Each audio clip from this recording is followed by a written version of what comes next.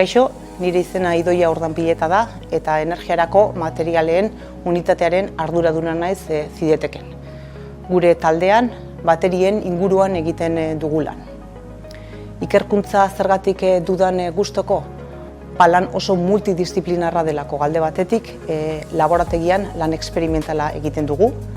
Beste alde batetik modeloak garatzen ditugu lan eksperimental honi laguntzeko, eta azkenik planta piloto bat dugu nun laborategian lortutako emaitzak formatu erreale batean balidatzen ditugu.